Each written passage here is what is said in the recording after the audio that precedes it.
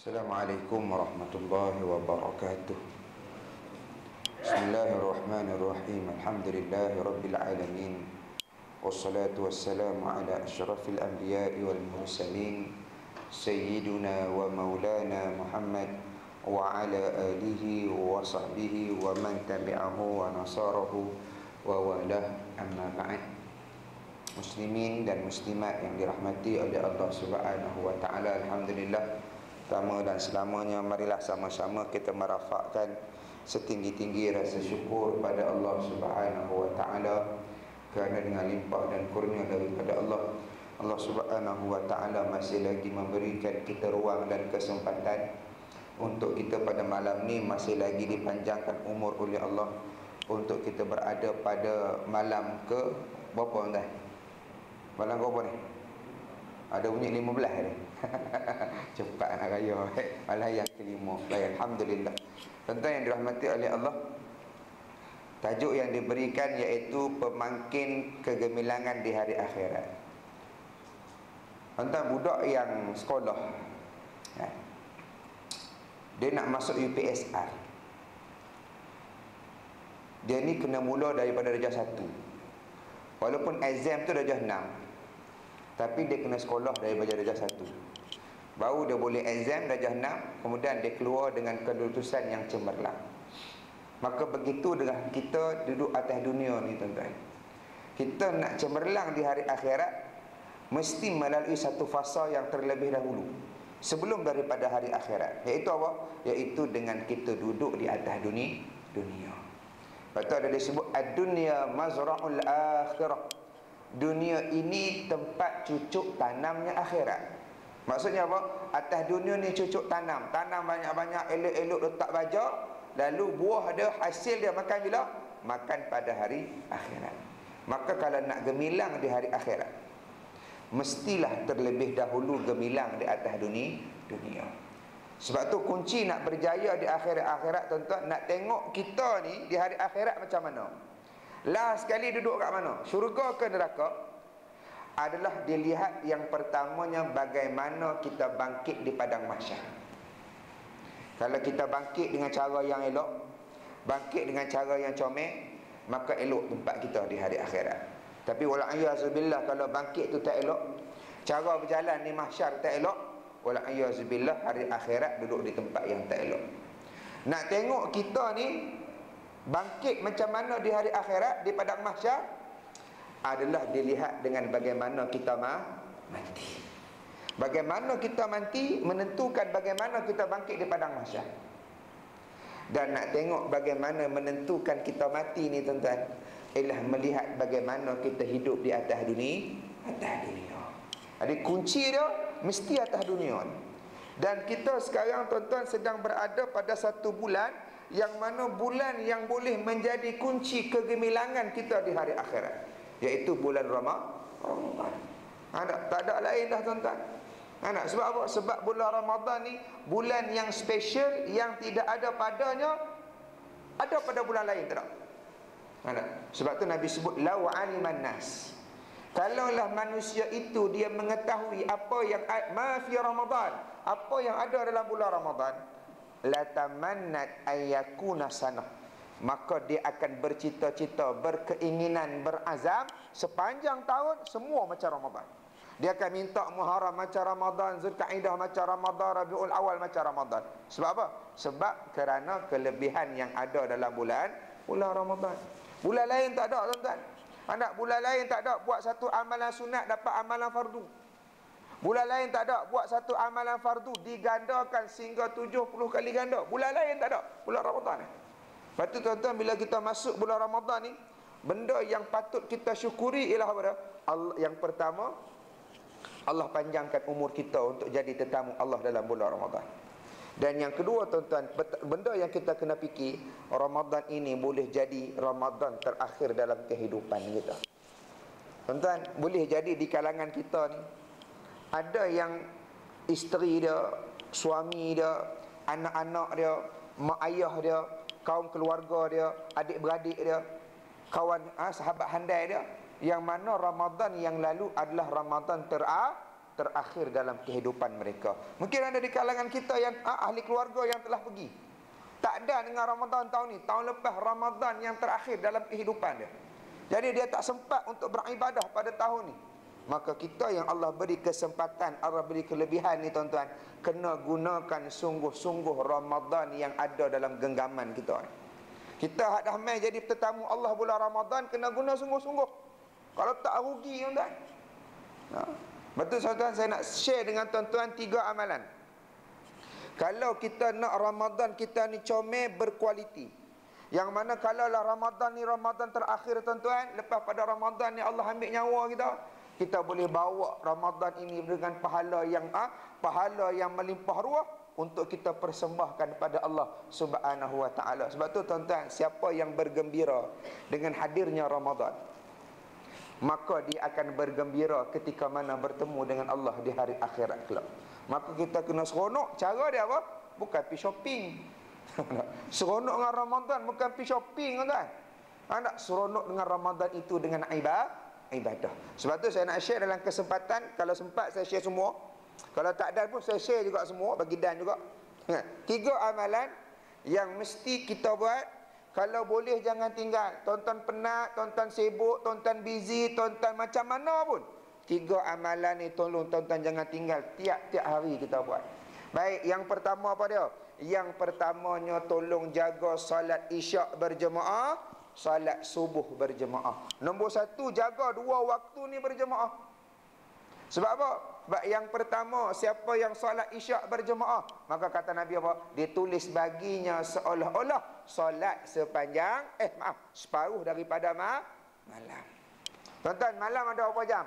Katalah kita ambil pukul 8, habis malam pukul 6 pagi, ada masuk waktu subuh, ada lebih kurang 10 jam. Separuh daripada 10, 5 jam kita solat isyak berjemaah, 15 minit je tuan-tuan, tapi dapat pahala seolah-olah solat isyak, solat separuh daripada malam, 5 jam tak berhenti, seolah-olah pahala dia. Siapa sini pernah semayang 5 jam kat tangan? Mengaku aku pun tak pernah tuan-tuan. Kita isyak semayang tak berhenti, tak pernah. Tidur tak berhenti ada. Semayang tak berhenti tak? Tidur tak berhenti ada. Itu kita. Kan?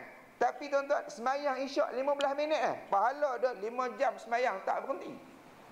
Betul. Yang kedua, jaga subuh berjemaah. Nabi sebut apa? Siapa solat isyak berjemaah, diikuti dengannya subuh berjemaah, maka ditulis baginya seolah-olah solat sepanjang malam. Macam 10 jam dia semayang tak berhenti tuan. Tuan-tuan, kenapa saya sebut 2 waktu ni kena jaga bulan Ramadan? Sebab 2 waktu ni senang kita nak buat bulan Ramadan berjemaah, betul tak? Sebab apa? Sebab yang pertama isyak berjemaah, sebab kita ada tarawih. Sebab tu tarawih kena jaga tuan-tuan. Saya tak bimbang masa ni, saya bimbang tu minggu ketiga. Minggu jalan tol orang panggil.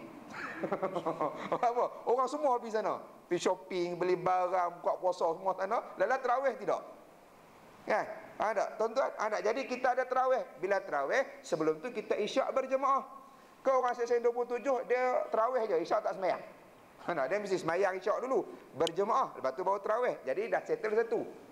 Yang kedua, subuh berjemaah. Lagi senang juga kita nak jaga. Sebab apa? Kita ada sahur. Lepas tu lepas sahur jangan lena pergi semayang jemaah. Yang jadi subuh gajah tu sebab apa? Lepas sahur dia lena. Lepas tu sahur ni tuan-tuan sunat dilewatkan. Dia ada 2 benda bulan Ramadan. 1 sunat cepat, 2 sunat lambat. Apa dia? Yang pertama disunat mempercepatkan berbuka puasa. Tapi maksud cepat tu maksudnya apa? Masuk maghrib terus buka puasa, bukan asar buka puasa dah. Itu tak panggil mempercepatkan dia. Itu mengelak. Dia kata ustaz, azan asar dengan maghrib lebih kurang sama je tak? Baik, percepat. Maksudnya apa? Tak boleh nak buka puasa pukul 8 sebab nak pahala lebih. Tak ada. Yang kedua, sunat dilewatkan sahur. Sebab apa sunat dilewatkan sahur? Supaya lepas sahur, yang pertamanya waktu sahur tu waktu berkat. Lepas tu sahur ni tuan-tuan dia ada waktu dia, bukan pukul 12 malam. 12 malam tu bukan sahur, tu mentah ke darah tuan-tuan. Mentah ke darah lah. Buka puasa makan, ngori makan, pukul 12 makan lagi.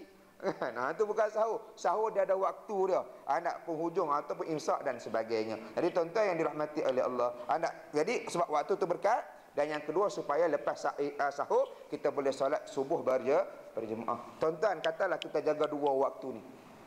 Kita jaga 2 waktu ni ya jemaah. Tiap-tiap malam tuan-tuan buat.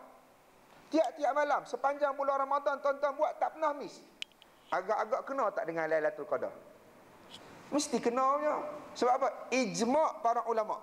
Sepakat para ulama ahli sunnah wal jamaah, malam Al-Qadri ataupun Lailatul Qadri dia datang pada malamnya bulan Ramadan. Dia tak mai bulan Zulqaidah, dia tak mai bulan Zulhijjah, dia tak mai bulan Muharram, tak ada. Dia mai bulan Ramadan.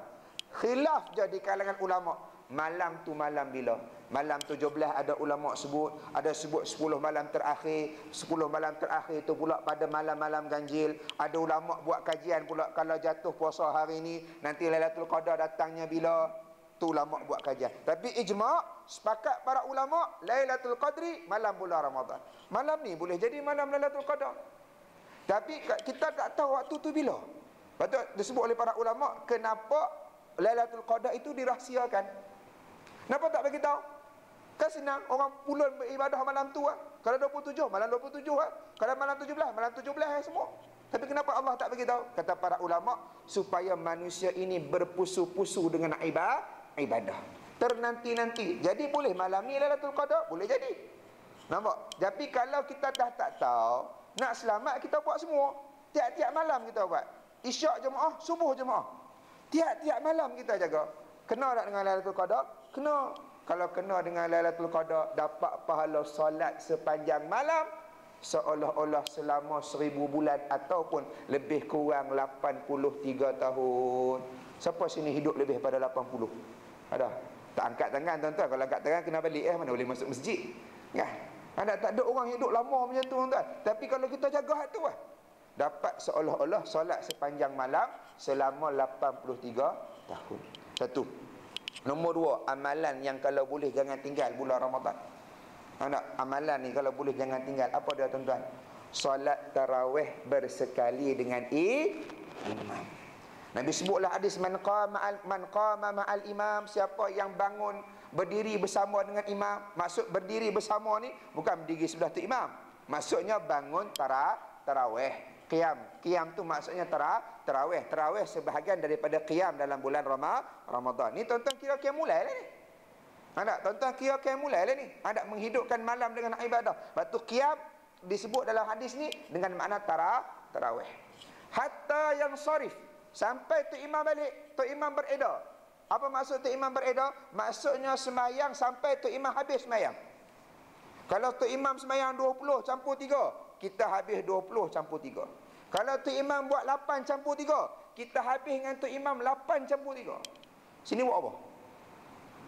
20. Nak tunggu ke tak tunggu tu wallahu alam. Kalau 8 boleh garah lagi lah. Contohlah, katalah kita buat 20 tambah 3 dengan tu imam.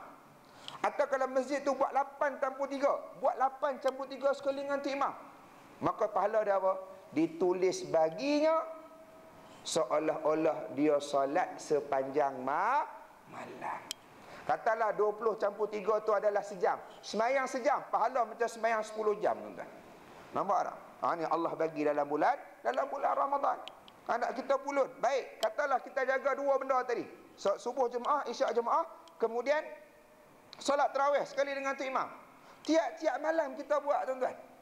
InsyaAllah kena dengan Lailatul Qadar, kita dapat solat 1000 pahala solat 2 malam tak berhenti selama 1000 bulan tuan. 2 malam tak berhenti selama 1000 bulan. Jaga benda tu kan.